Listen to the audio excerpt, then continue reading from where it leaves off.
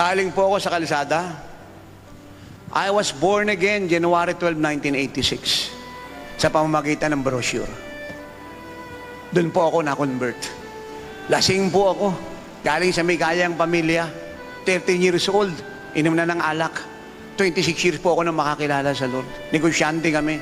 Bata pa po ako, mga magulang ko, milyonaryo na. Lahat po ng fruit stand sa Cubao, sa Aurora, amin po lahat yan. Kami po'y nagrarasyon po ng tupat kambing sa mga malalaking supermarket ng mga panahon na hindi ko na po babanggitin yung pangalan. Ang kabarkada ko po, judge, fiscal, general, colonel, mga abogado, negosyante. Ako po leader. Ganun ako ka-impluensya. Isang araw ako po'y lasing sa Aurora Boulevard sa Cubao. Naglalakad. Ang buhay ko po, lumabas, pumasok na nightclub, uminom. Alas 4 pa lang, lasing na ako. Uwi ako, alas 4 madaling araw. Araw-araw po yan. Straight 13 years. Bali, wala po yung pera, tapo ng pera kasi maraming pera. Walang kinakatakutan dahil sa connection. Naintindihan niyo po ako. Naglalakad po ako lasing. May nagbigay ng brochure. Kinuha ko, hindi ko naintindihan kung ano po yun. At pag-uwi ko po ng bahay, binasa ko. Doon na po nagsimula ang pagbabago ng buhay ko.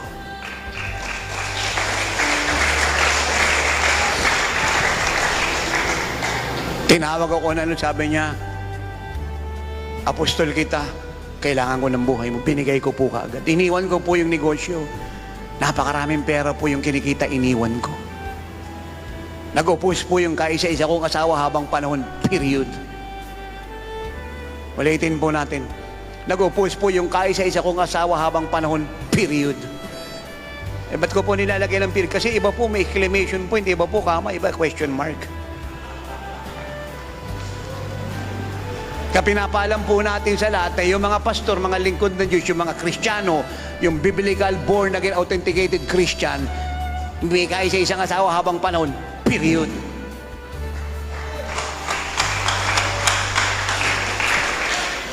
Ganun po ka bigat yung pagmamahal sa morality, sa integrity, yung morality beyond question. Meron akong kaisa-isang asawa habang panahon kaisa-isa kong asawa, period.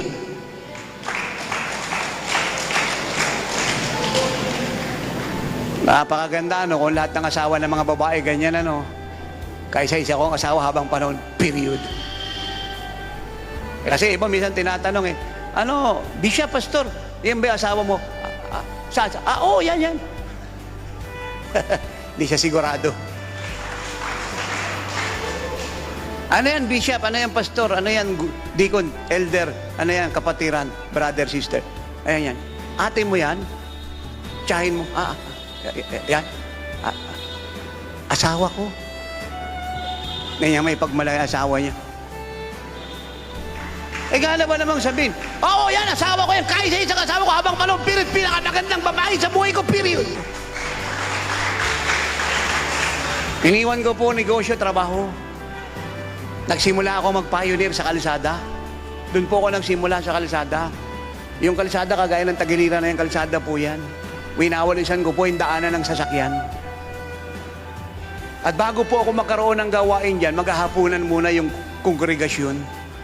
Dahil yung bangkong ginagamit nila sa hapunan, yung po yung gagamitin ko sa church. Pagkatapos nila maghapunan, ilalabas yung bangko, doon na po kami sa kalsada. Hallelujah, glory to God na po kami. Nagsimula po ako sa 7, diskumpiyado yung 4. Ako po itinawag. Nasa kalsada eh. Walang sound system, walang bubong, wala lahat. Naglalakad po ako, makapagturo lang. Yung asawa ko po hindi na kaya yung nangyayari. Siyempre, sanay sa pera, tapos ngayon wala. Sabi niya, magtrabaho ka na nangyari sa'yo. Ba't ka nagkaganyan?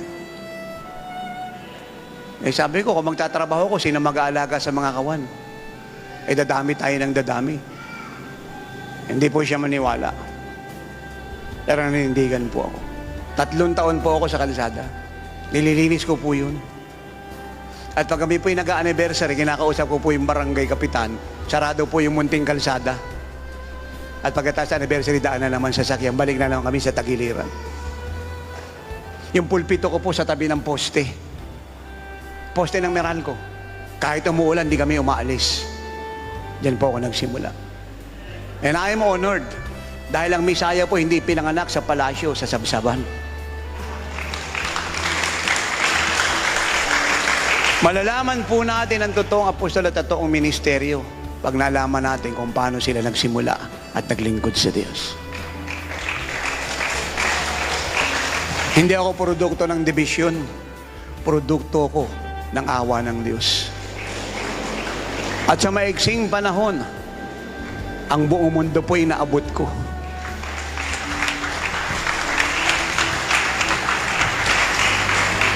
Walang hiningian ng tulong na politiko, hindi nagnegosyo, hindi nag-sideline, hindi nag-solicit. Inasa sa Diyos. Kaya ang sinasabi ko sa chat, kung kayo'y susunod, siguruhin nyo yung pinakikinggan nyo, sinusundan ninyo, nagtagumpay at nakarating ng maayos sa Diyos. At nagtagumpay na may integridad. Hindi ako kumuha ng sweldo kahit sa pera. Pinurob ko sa lahat. Even though hindi masamang kumuha ng sweldo. Pero pinurob ko sa lahat na walang taong matuwid na totoong nagmahal at naglingkod sa Diyos ang magugutom kahit marami ang kanyang pamilya. Pumunta ako ng radyo, unang-unang radyo, DCRJ Power 80, 1992. Sabi sa akin ng manager, gaano ba karami kongregasyon mo? Sabi ko, 30 yung full-time 13. Full-time 13, 30 kongregasyon. Paano ka makakabayad sa radyo? Sabi ko, bakit? Hindi naman ako magbabayad. Sino? Wala ka nga kongregasyon, 30, full-time 13. Magkano ba yung tithes and offering nyo? Linggo-linggo. Sabi ko, minsan 200, minsan 250, minsan wala. Sabi niya, paano ka magbabayad? Nagalit po siya.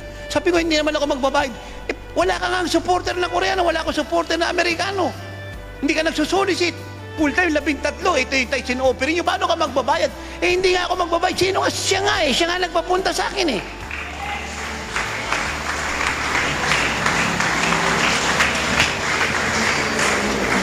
Kalimutan na po natin yung turo ng mga Koreano at Amerikano na para ka magtagumpay, kailangan mo pera. No! Ang kailangan mo ay Diyos at sumunod sa Diyos.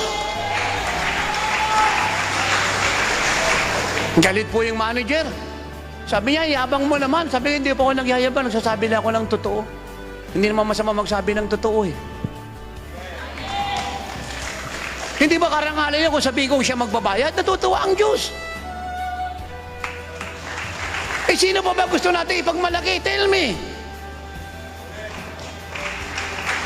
Walang nagtiwala sa Diyos ang nabigot na pahiya. Hallelujah! Ito sabi niya, sige, papapasukin kita. Pero pag na-late ka ng bayad, putol yung program. Automatic yan, walang paliwanag. Babantayan kita. Para niya po in-eksperimento. Kasi nga, para siyang nayayabangan. Hindi naman ako nagyayabang, sinasabi ko totoo Kasi pinapunta ako ng Diyos At hindi naman ako pupunta ng radyo, television, malibang pinapunta niya ako, ayoko mag-suicide ng buhay,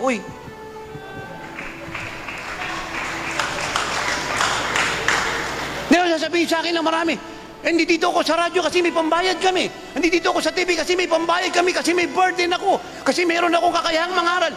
You are in the wrong track, brother. Nagsusuicide ka ng buhay. Isa lang ang dahilan kung bakit tayo gumagawa ng ginagawa natin, inuutos ng Diyos. Hindi dahil may burden ka, dapat inutos niya. Dahil pag naubos na yung pera na yan, at yung pera na nagsusupport sa na matay na yan, tapos maliligaya ang araw mo ngayon. Pero kung ang Diyos na nagpapunta sa iyo, hindi siya namamatay, tag-ulan, tag-araw, sarado bangko, bukas yung biyaya ng langit, araw at gabi. Sabi niya sa akin, sige, babantayan kita. Bibigyan kita ng 3 araw sa isang linggo. Pag di ka nakabayad, bayaran katapusan. Sabi niya, 29 pa lang, sisingilin na kita. Pag di ka nakabayad, putol program. Nagyayabang ka. Galit po siya sa akin. Sabi ko sa kanya, manager, tingin po kayo sa akin.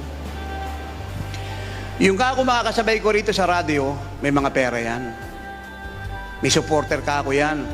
Iba po dyan, hamburger, iba electric pan, iba politiko, iba Koreano, iba Amerikano. Pero kako, ang mga yan, kako, mawawala sa programa ninyo. Ako hindi. Lalo po siyang nagalit. Sabi niya, sobra yabang mo. Hindi po ako nagyayabang. Sinasabi ko lang totoo. Lingkod po ako ng Diyos. Ba't wala kang kongregasyon? Marami po. Nagsisimula pa lang ako. Tingnan niyo po yung susunod na kabanata ng buhay ko.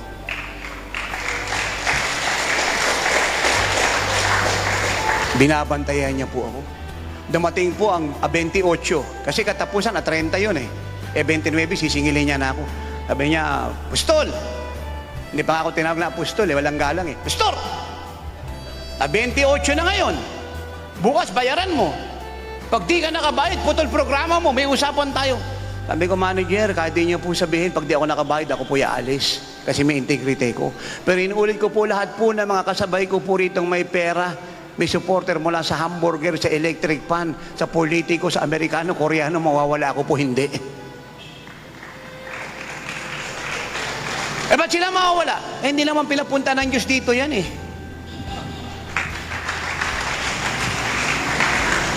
Ako po'y pinapunta. 28. O sige, bukas bayaran mo na, 29. Wala po kayong problema. Gabi, 28, nanalangin ako. Lord, sinisigil ka na po ng manager. Programa mo yan. Pangalan mo nakasalalay dyan, pinagmamalaki kita. Purihin ng Panginoon, meron pong isang babae, taga-ibang fellowship, nakabenta ng lupa. Realtor nakabenta ng lupa sa Antipolo. Nakakuha po siya ng pera, komisyon, kasi nakabenta ng lupa. Tuwan-tuwa po siya, dala-dala yung pera, patungo po ng church niya para ibigay yung tithe at yung offering, love gift sa pastor. E nung siya po'y dumaan po ng church namin, kasi yung church namin sa loob, ito po yung kalsada, highway, yung church namin, dyan sa loob, papasok ka, ito yung kalsada. Sabi na sa kanya, bumaba ka dyan. Bumaba ka sa sasakyan. Sabi niya, doon pa po yung church namin, alam ko, wag mo akong turuan. Bumaba ka. Ayaw niya. Lord, doon pa po yung church namin, malayo pa, alam ko, bumaba ka. Sino sa inyo niniwala pag nagagalit talo, dapat sumulod ka na? Bumaba po siya. Sabi niya, Lord, ano po susunod kong gagawin? Pumasok ka doon sa loob. Eh Lord, doon nga po yung church namin, pumasok ka doon sa loob. Pumasok po siya sa loob. Sabi niya, may church dyan. Eh nga po yung pinapastoran ko. Andiyan dyan yung lingkod ko nagtuturo, umupo ka, makinig ka. Pagbaba niya, ibigay mo yung pera sa kanya.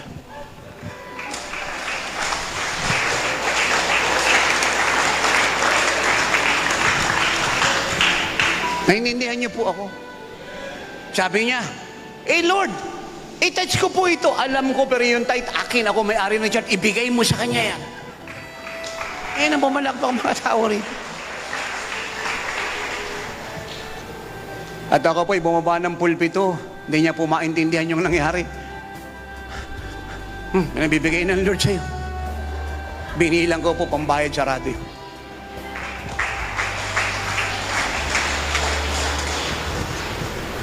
Alam ko po kung anong faith. Walang apostol na nabuhay sa knowledge. Lumaki po ako sa presensya ng Diyos at karanasan.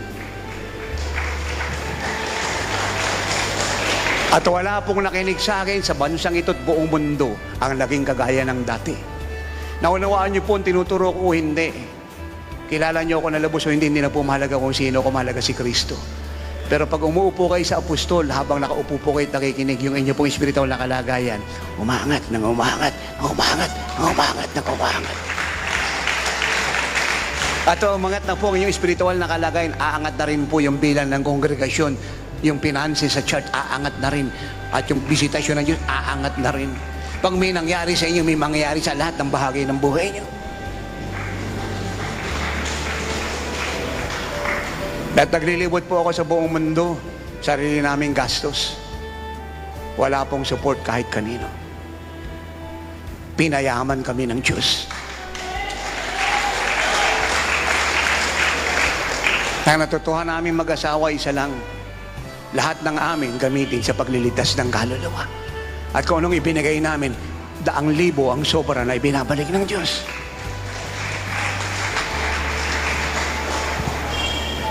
Mapalad kayo mga iniibig Church of God sa Danau City. Ito po ang pinakamasayang bayan ngayon sa ibabaw ng lupa.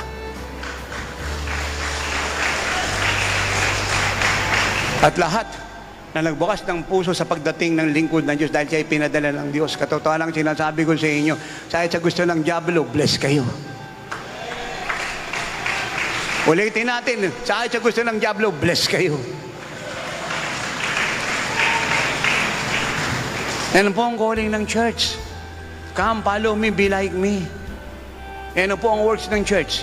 And I will make you fishers of men to win souls. Kita niyo po, ang daming seminar yan, anong tagal. Dami pong aral, ang dami pong gastos, daming speaker. Iyan lang naman ang tawag ng church, to be like Jesus.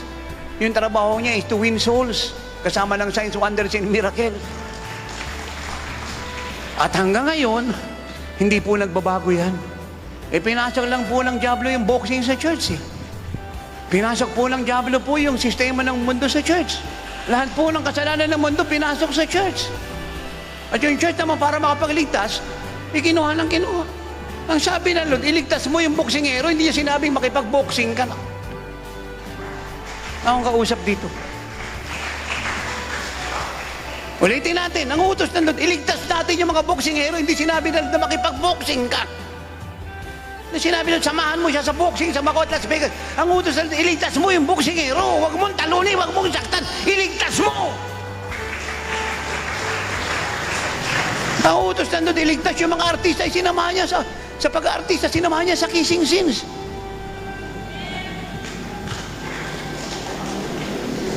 Amen. Meron po ako nakausap na isang pastor na naawa po ako. Sabi niya, profession yan eh.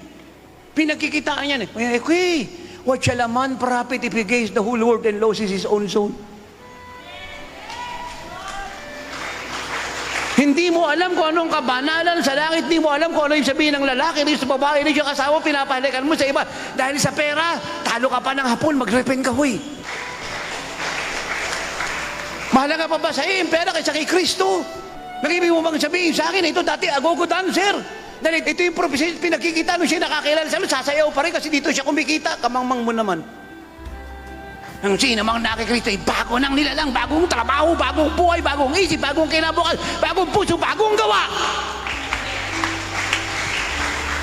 Ang ibig mo bang sabihin sa akin, dati ito'y drug pusher, nakakilala sa Lord dahil kumikita ng pera, magbibenta pa rin ng drugs, kamangmang mo naman.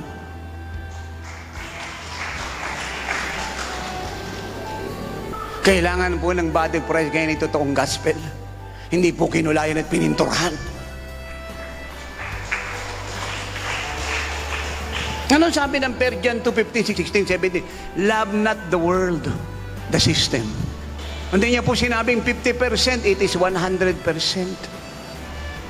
Dahil ano po meron sa mundo? The lust of the flesh, the lust of the eyes, and the pride of life. James 4:4, mga taksil, hindi niyo ba alam pag kinakaibigay sa libutan, kaaway kayo ng Diyos? Ewan ko po kung paano ito tatanggapin ng mga grace teacher at ang mga pasang boksingero sa Las Vegas at sa Macau. Hindi po kami sabi niyan. Ang Word of God. Ang kinakausap po dyan ng apostol ay Kristiyano na nagkalat sa mundo. Iba po'y nag-compromise para ma-spare ang buhay. Iba po'y nagpakamatay para ipakita commitment sa Lord. Mga taksil, hindi nyo ba alam pag kinakaibigan nyo sa libutan, kaaway kayo ng Diyos. Ang dami pong kaaway ng Diyos ngayon sa pulpit at kongregasyon. Verse 5, hindi nyo ba alam na ang Espiritu ng Diyos ang nakatira sa inyo nananaghili? Pag ang sistema ng mundo iniyayakap nyo at minamahal nyo, naninibugho. Romans 12:1 and 2, nakikiusap ako sa inyo mga kapatid na ialay nyo ang inyong sarili bilang haing buhay, banal, kalugod-lugod, kaaya-aya sa Diyos. Paano natin iahayin yung ating katawang banal, kalugod-lugod, kaaya-aya sa Diyos? Huwag na kayong umayon sa takbo ng sistema ng mundong ito. Mag-iba na kayo ng pag-iisip. Hindi ba mas madaling sabihin at mas magandang gawin? Imbis na manood ka ng boxing sa TV, minsan 1 oras, 2 oras, lumuhod ka at manalangin ka, maliligtas pa yung Danau City. Hindi ba? Hindi ba mas maganda magbasa ng Biblia kung pastor ka para may maituro ka, makinig sa Diyos? Kaysa manood ka ng boxing. Di ba sabi nun, mahalin mo yung kaaway mo? Hindi yung sinabi, saktan mo hanggang hindi bumubula yung bibig at hindi naduduguan at hindi baldado, huwag mong tigilan. Talaga po natin sabihin karangalan ng Diyos yung bagay na yan. Walang karangalan ng Diyos sa sistema ng mundo. Are you ready to hear this? Nung si Kristo po'y mamatay sa krus ng Kalbaryo, He judged and condemned the system of the world.